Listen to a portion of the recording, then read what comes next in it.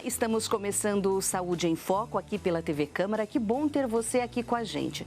O assunto de hoje do nosso programa é Parkinson, uma doença neurológica que é conhecida muito por um sintoma clássico, o tremor. Mas o Parkinson é uma doença complexa e está atingindo muito as pessoas mais jovens. Por isso, hoje eu recebo em nosso programa para a gente conversar sobre Parkinson o Dr. Carlos Rocha, que é neurocirurgião e também pesquisador da área e que vai trazer essas informações para a gente. Dr. Carlos, muito obrigado por sua presença aqui no Saúde em Foco.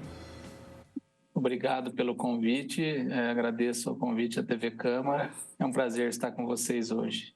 Doutor Carlos, o Parkinson vem preocupando muito porque ele está atingindo mais as pessoas jovens, está diminuindo a idade das pessoas que são acometidas por essa doença?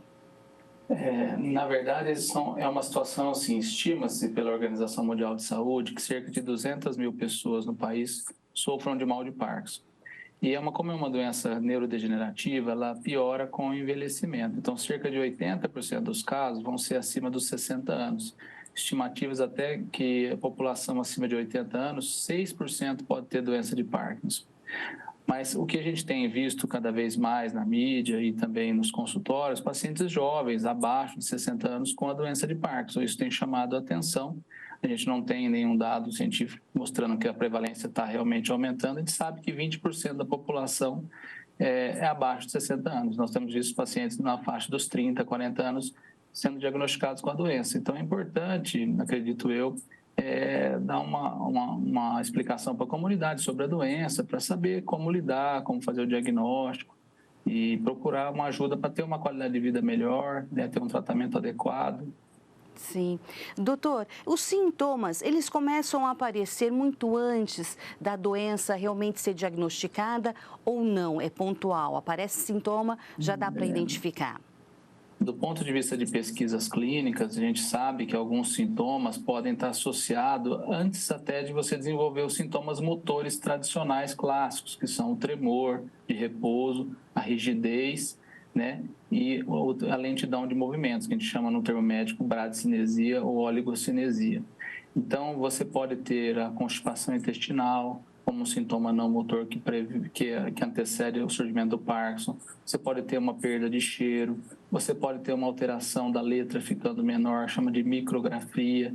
Você pode ter alterações neuropsiquiátricas, como depressão, alterações do sono, como um transtorno comportamental do sono, onde a pessoa tem pesadelos e sonha e pula da cama durante o sono. Então, são várias alterações que a gente chama pré-motoras e podem, na verdade, dar um indício que isso esteja evoluindo. Mas você consegue fechar o diagnóstico da doença de Parkinson quando a tríade clínica se instala, seja na forma tremorigênica, que é a forma que predomina o tremor, ele é normalmente assimétrico, começa um lado sempre pior do que o outro, né?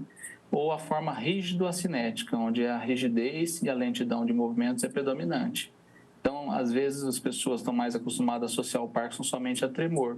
E tem algumas formas de Parkinson onde não existe tremor. A predominância é de rigidez e lentidão de movimentos. Então, muitas vezes, o médico generalista ou a população não associa, acredita que é um problema de coluna, que teve um AVC, que teve alguma outra doença e não o Parkinson. Então, frequentemente a gente recebe no consultório pacientes, eu acho que eu estou com um problema no meu braço, não está mexendo direito no meu ombro, acho que é de coluna. E, na verdade, a gente acaba fazendo o diagnóstico, o provável Parkinson, pela presença dos sintomas, que são o instrumento mais sensível ainda que nós temos para diagnóstico de Parkinson, é o exame clínico realizado por neurologista ou neurocirurgião especializado nesse tipo de movimento. Tem uns critérios que são mundialmente aceitos, os critérios do Banco de Cérebro de Londres, que tem uma sensibilidade, uma especificidade, quer dizer, a capacidade de diagnosticar realmente a doença acima de 80%. Então, se você tem a presença de lentidão de movimentos, através de testes que você faz no exame neurológico no consultório, associado ao tremor de repouso ou à rigidez, você pode fazer um diagnóstico provável de Parkinson. Esse paciente que o senhor falou que chega no consultório e aponta esses sintomas mais agudos, ele já é mais de 60 anos, já é considerada uma pessoa que está fora dessa parte da juventude ou não? Os jovens não chegam, quando chegam são casos à parte mesmo? Em geral, em torno de 20% dos pacientes estão abaixo de 60 anos. Então, a gente vê pacientes mais jovens nos procurando e hoje nós temos, como a gente trabalha na área, né, Rio Preto é uma cidade onde é centro de região, a gente tem uma grande quantidade de pacientes abaixo de 60 anos em acompanhamento clínico, né? Alguns com cirurgia, mas a grande maioria em pacientes em acompanhamento clínico e neurológico. Mas fica à vontade. Não sei, desculpa, doutor, esses sintomas, eles vão aparecendo e vão se acumulando, o tremor, ele não é, então, um primeiro sintoma? Ele já é um sintoma considerado motor que pode acontecer nos pacientes que sofrem da forma tremorigênica. Mas quando você pega a história clínica e começa a perguntar, o paciente muitas vezes tem constipação, tem a perda de olfato, tem essas alterações como depressão, antecedendo aí 2, 3 anos do diagnóstico clínico. Muitas vezes a pessoa procura outros profissionais e não associa isso, né, à doença de Parkinson, mas conforme vai surgindo os sintomas motores, quando a gente vai fazer a anamnese, que é a avaliação clínica neurológica, você pergunta sobre esses sintomas não motores, porque eles impactam na qualidade de vida também, a qualidade do sono, a questão da constipação intestinal pode interferir na absorção dos medicamentos que são utilizados para tratamento da doença. Então, você tem que fazer uma abordagem ampla, né, dos sintomas motores e dos sintomas não motores. O diagnóstico precoce de uma doença crônica neurodegenerativa que ainda não tem cura, muitas vezes causa chateação, tristeza, depressão. O paciente pode já estar sofrendo disso, né? Ou depois do diagnóstico evolui com um quadro que pode ter depressão, ansiedade associada. Então, você tem que tratar o paciente como um todo para tentar melhorar a qualidade de vida dele, a forma dele enfrentar a doença tem que ser mais positiva possível. Então, você tem que dar apoio, dizer que tem tratamento, tem medicamentos, tem reabilitação, com fisioterapia, fonoaudiologia, atividade física, é muito importante, todas as fases da doença para fazer com que a evolução seja mais suave. Então, uma série de atitudes que a gente pode promover a medidas de saúde geral para fazer com que a evolução da doença seja o mais benigna possível dentro da realidade atual, que ainda não tem uma cura para o tratamento da doença de Parkinson. São medidas sintomáticas que visam o controle dos sintomas motores, sintomas não motores e melhorando a funcionalidade e a qualidade de vida. E aí o diagnóstico precoce é super importante, por isso que a informação também é importante. Porque o senhor disse, alteração no sono, dores, dificuldade de locomoção, são sintomas que fazem parte de outras comorbidades, né? E do próprio envelhecimento. E aí as pessoas relegam, então por isso a informação é importante, doutor? Sim, porque se você tiver uma informação, né, procure o profissional médico, né, vai fazer uma avaliação, se houver dúvida vai encaminhar para um especialista em desenvolvimento, mas você tem que procurar ajuda quando sentir algum desses sintomas. Alguns deles podem ser outros problemas, né, no caso a constipação pode ser um problema intestinal, não ter relação com a doença de Parkinson. Mas, se dentro de um espectro de um tratamento de doença de Parkinson, a constipação intestinal é uma das coisas importantes que o neurologista vai falar e vai tentar ajudá-los em conjunto com os especialistas nessa área intestinal, por exemplo. Então, às vezes o paciente perde o olfato, né? Vai perdendo o olfato, é uma coisa que pode estar associada também à doença de Parkinson, né? A hiposmia, a perda de olfato, muitas vezes vai no otorrino, avalia, e aí você tem que analisar o quadro global do paciente. Esses sintomas não motores pré-clínicos, aí começam a surgir sintomas motores para você fechar um diagnóstico, né? E conseguir explicar melhor esses sintomas para o paciente. E iniciar o tratamento correto, porque ao iniciar um tratamento medicamentoso, você tem um benefício, uma melhora motora, você melhora a qualidade de vida e mantém o paciente ativo, funcionalmente, trabalhando ainda por um período, né? Então, a importância do diagnóstico precoce é tentar manter as medidas de saúde, prevenção, para ele manter a maior parte do tempo bom estado, né? Doutor, ele atinge mais mulheres ou homens? A prevalência, ela é um pouco mais frequente em homens do que mulheres. Em torno de 1,3, 1,5 para homens para cada mulher.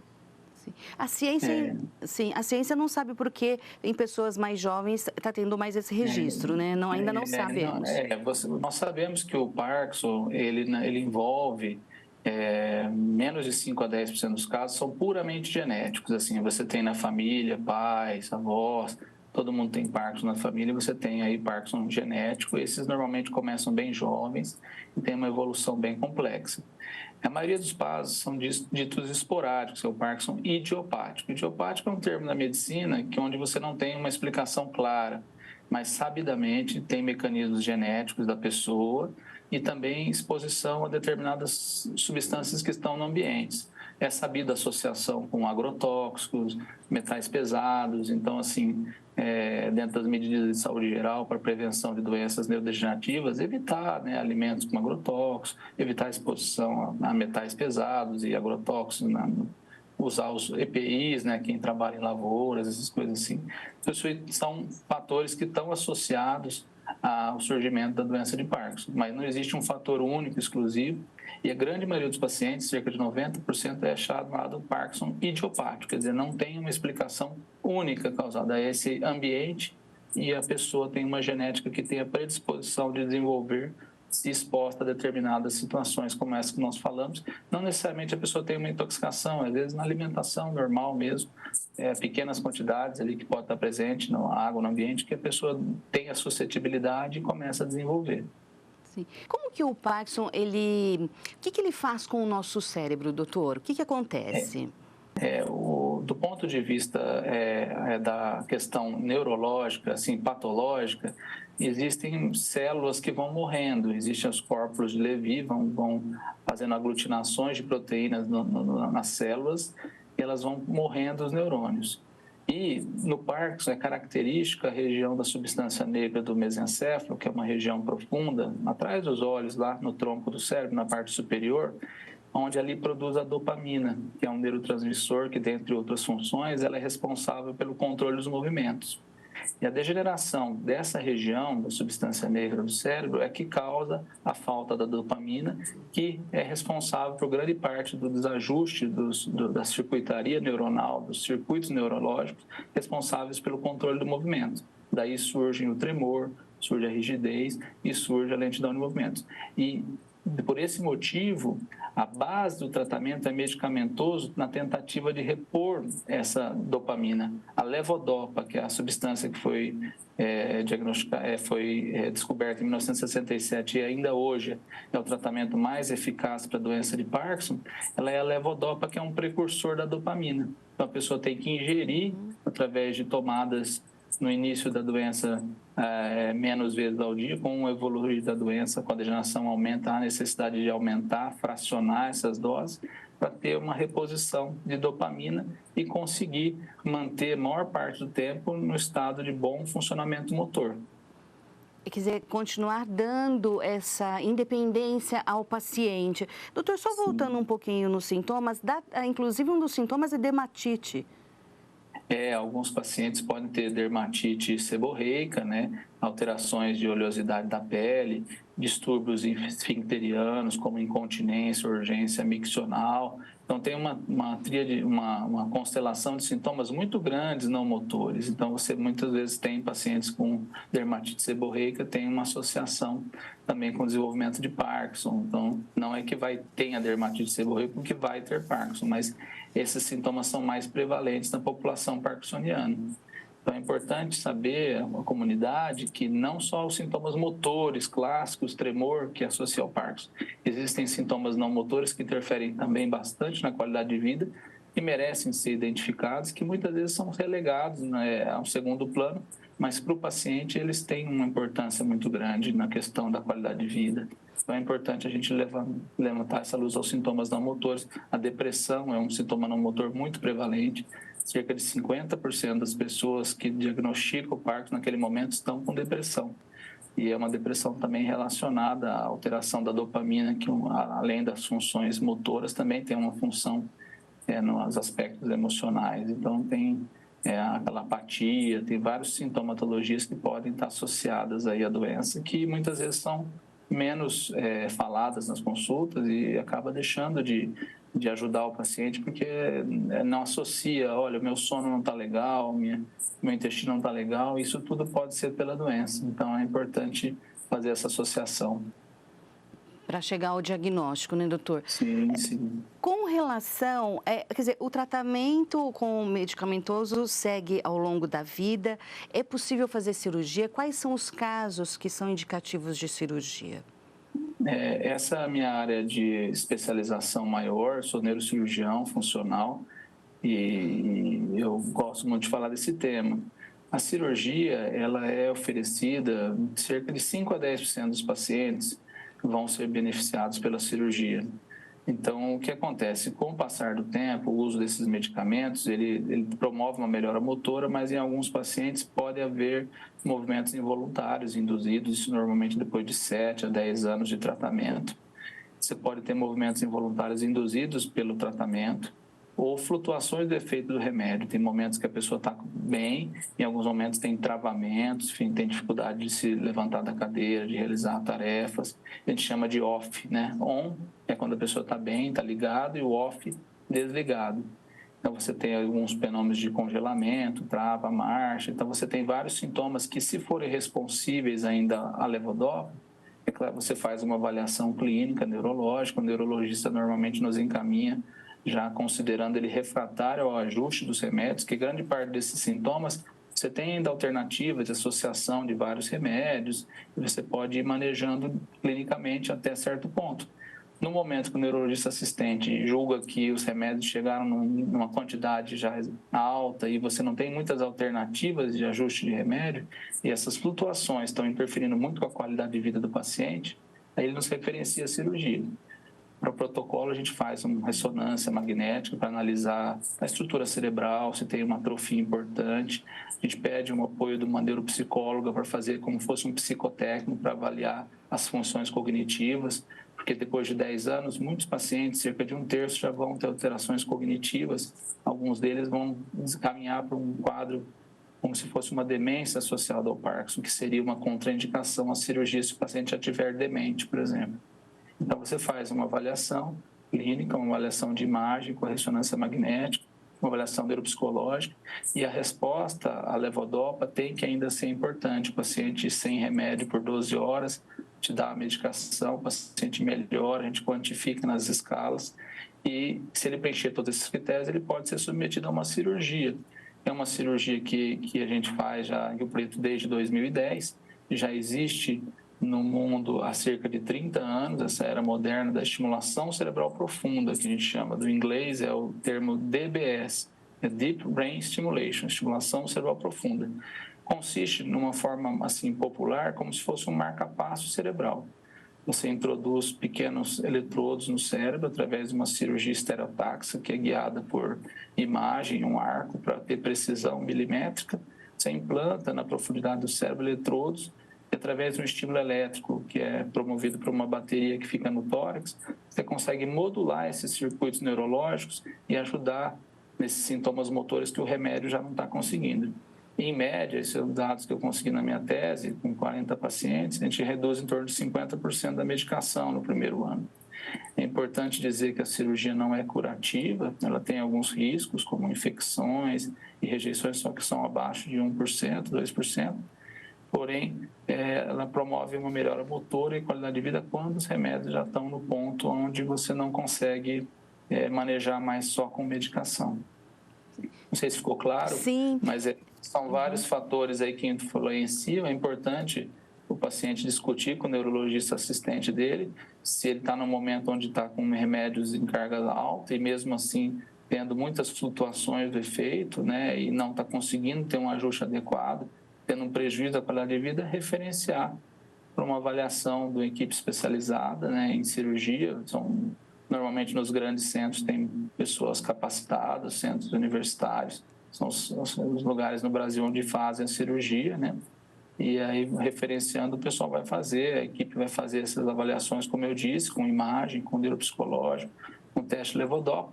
E se o paciente passar nesses critérios, ele vai se beneficiar da cirurgia. Nós temos pacientes operados há 12, 13 anos já, e ainda mantém um bom controle motor. É sabido que a doença progride, ela não é curada com a cirurgia, mas com certeza, se não tivesse operado, a qualidade de vida, a parte motora estaria muito mais prejudicada. Então, é uma ferramenta que vem associada ao tratamento clínico, que é a base, né? A base é o tratamento clínico medicamentoso e a reabilitação multiprofissional, com fisioterapia, fonoaudiologia, terapia ocupacional, a psicologia, o educador físico, para olhar todas essas facetas do paciente parkinsoniano. É importante dizer que existem associações, a Associação Brasileira de Parkinson existe desde os anos 80, tem muito material na internet hoje, muito bom para esclarecimento, né? As pessoas podem procurar instituições sérias, né? Tem localmente aqui em Rio Preto, o pessoal do Viver com Parkinson também tem feito bastante iniciativas aí para conscientização da população, né? Então, o engajamento da sociedade civil é muito importante nessas doenças que têm um impacto socioeconômico muito grande na sociedade, né? A segunda doença neurodegenerativa mais prevalente, ela só perde para o Alzheimer. Por um lado, a gente tem visto 20% dos pacientes jovens, por outro lado, o envelhecimento populacional na nossa região, nós temos estimativas aqui até 6% das pessoas acima de 80 anos podem desenvolver doença de Parkinson. Então, cada vez mais nós vamos ter que lidar com essa doença, né, de uma forma proativa, positiva, para melhorar a qualidade de vida, né, e manter os pacientes integrados na sociedade da melhor forma possível. Sim, e uma das formas é a informação. Doutor, voltando só um pouquinho na cirurgia, o senhor disse espécie de um marca-passo. Então, como um marca-passo do coração, nós temos um marca-passo que pode ser colocado no cérebro e promover toda essa melhoria para o paciente. Sim, a cirurgia ela foi desenvolvida nessa era moderna na França, lá nos Alpes Suíços, região de Grenoble, e popularizou, foi aprovada nos Estados Unidos pela Anvisa americana, que é o FDA, em 2002, né? E a gente, no Brasil, os neurocirurgiões se especializaram e têm realizado, em conjunto com os neurologistas especialistas, as cirurgias já há uns 15, 20 anos. Nós fazemos aqui há 13 anos. É importante dizer que é uma cirurgia minimamente invasiva, com pequenos pertuitos no crânio. Uma parte da cirurgia, normalmente o paciente faz acordado para ajudar no controle dos movimentos. Na medida que você implanta ali, você mapeia a região, o paciente colabora, você percebe a melhora do tremor, da rigidez no momento da cirurgia, isso ajuda bastante. Hoje nós já temos técnicas que o paciente pode até fazer dormindo a cirurgia, mas eu sou uma escola, vamos dizer assim, que mais tradicional, que gosta de, se possível, o paciente acordado para ele perceber a melhora. É uma cirurgia que tem que ter muita precisão, né, do ponto de vista milimétrico, aí para você, que é um núcleo muito pequeno onde a gente implanta o eletrodo. O eletrodo, para você ter uma ideia, é como se fosse uma carga da caneta Bic, assim. Ele é bem fininho, flexível, e a ponta, onde tem os polos ativos, tem em torno de 7,5 milímetros. Ele tem 1,27 milímetros de diâmetro. Então, você tem que introduzir numa estrutura que é profunda no cérebro, cerca de 8 centímetros. Por isso que a gente chama de estimulação cerebral profunda. Então, precisa ter uma boa precisão com ressonância magnética e esse aparelho de estereotaxia para você implantar o eletrodo no local correto para você ter o objetivo da cirurgia, que é a melhora dos sintomas. E se você não tiver um bom posicionamento, pode escapar um tremor, pode ter alguma alteração de fala, algum formigamento, porque é uma região onde passam várias estruturas no cérebro que têm funções importantes, que se a corrente elétrica espraiar um pouquinho, não tiver exatamente no ponto correto, pode haver algum efeito adverso que precisa ser ajustado. Uma grande vantagem dessa cirurgia da neuroestimulação, que é o marca-passo, com relação à cirurgia que era realizada antigamente, que era uma ablação, era uma cauterização, que a cirurgia com neuromodulação você consegue ajustar os parâmetros e regular de forma com que você minimize efeitos colaterais. Já a cirurgia antiga, se você cauterizasse e não tivesse um mapeamento muito adequado, poderia haver alguma sequela. Então, isso trouxe um grande avanço e hoje o mundo todo se pratica mais a cirurgia de neuromodulação do que a cirurgia mais antiga por conta da sua reversibilidade, ajuste, potencial de melhoria, né? Sim. Doutor, nesses avanços da medicina, hoje se foca ainda o estudo só do cérebro, quando se fala em Parkinson, ou outros órgãos também estão sendo estudados? Com relação ao Parkinson, existem teorias aí que a evolução pode surgir nos neurônios no intestino e fazer uma ascensão para o sistema nervoso através do sistema nervoso periférico, e aí pode afetar o tronco cerebral com os distúrbios de sono, depois a área do cheiro. Então, existem teorias aí, o neuropatologista alemão Braak, que acredita que tem uma relação da doença se iniciando através do sistema nervoso ainda periférico intestinal. Mas isso ainda são teorias, né? Então, ainda tem muita coisa a ser estudada. Existem uma série de pesquisas de medicamentos relacionados a parar a degeneração, mas nenhum deles ainda, infelizmente, trouxe ainda um benefício comprovado, né? O que sabemos ainda hoje é que o tratamento ainda é esse que nós comentamos, medicação, reabilitação multiprofissional, né? E nos casos indicados a cirurgia.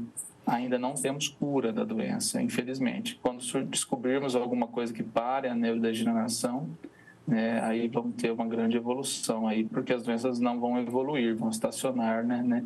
E aí nós conseguimos manter só o medicamento, ou, se necessário, a cirurgia, e a pessoa não vai ter piora com o tempo, porque a degeneração parou. Então, esse é o grande desafio aí da neurociência para as doenças degenerativas, é você descobrir o mecanismo exato de como acontece e tentar achar medicações para fazer com que ela pare de evoluir.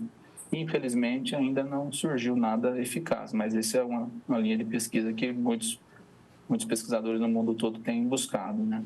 A sua tese tem algum ponto que o senhor gostaria de destacar? Eu acho que foi falado, né? A minha tese, que foi realizada na FAMERP aqui em Rio Preto, com 40 pacientes, defendida em 2019, foi avaliado a qualidade de vida, né, e os sintomas motores dos pacientes submetidos à cirurgia. Foi uma amostra de 40 pacientes, e nós conseguimos demonstrar uma melhora motora significativa e a melhora da qualidade de vida nesses pacientes quando fizeram a avaliação em 12 meses após a cirurgia. Nossos dados são muito parecidos com o que a literatura mundial tem de resultado, né? É uma técnica que é já bem estudada e, se realizada na forma preconizada, ela tem resultados equiparáveis em todos os locais do mundo.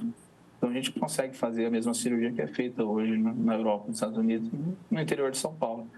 E acredito que a técnica cirúrgica é uma técnica bem padronizada e a gente segue todos os padrões internacionais. O que eu queria dizer é que as pessoas que estão sofrendo com a doença de Parkinson, que procurem o seu neurologista, né? Se tiver flutuações refratárias, discuta com ele a possibilidade de avaliação por uma cirurgia, se for indicado. Desmistificar a questão da cirurgia, que alguns pacientes têm receio, né, da cirurgia, será que dói, mas faz acordado, sem técnica de anestesia local e sedação, que a pessoa consegue despertar no momento que precisa da colaboração, sem sofrimento, e os resultados são muito positivos. A gente tem uma expertise grande, um número grande de pacientes operados com bons resultados. Eu acredito que mais desmistificar. Tem pessoas até hoje que não sabem que existe cirurgia de Parkinson, por exemplo. Então, alguns colegas médicos formados já há bastante tempo também não tiveram contato com a técnica. Então, é natural que haja uma certa, por falta do conhecimento adequado, né? Que, olha, tem a possibilidade de cirurgia, não precisa ficar sofrendo quando os remédios chegarem naquele determinado ponto. Não pode ser nem muito cedo, nem muito tarde, que se já tiver já com um quadro demencial, já tiver totalmente acamado, numa cadeira de rodas, um quadro muito grave, a cirurgia vai poder beneficiar pouco o paciente. Então, o ideal é numa fase intermediária, avançada da doença, onde as flutuações começam a acontecer e você não tem mais alternativa de ajuste medicamentoso. Não deixar para a última solução, mas também tentar colocar ela de uma forma com que vai ser um auxiliar ao tratamento medicamentoso e a reabilitação para manter o paciente funcional, né? Sim. Doutor, chegamos ao final do Saúde em Foco. Eu agradeço sua participação, suas orientações, esses alertas de intervenções durante o tratamento tão importante, trazer essas novidades da ciência. Eu agradeço o convite da TV Câmara, é um prazer estar aqui com vocês, eu estou à disposição para qualquer esclarecimento e, mais uma vez, obrigado pelo convite. Obrigada, e a gente estende o convite para novas participações. Muito obrigada. E a você que nos acompanhou aqui no Saúde em Foco, muito obrigada por sua atenção. Cuide-se, preste atenção nos sinais do seu corpo, mantenha-se ativo e viva bem. Obrigada e até o próximo Saúde em Foco. Tchau.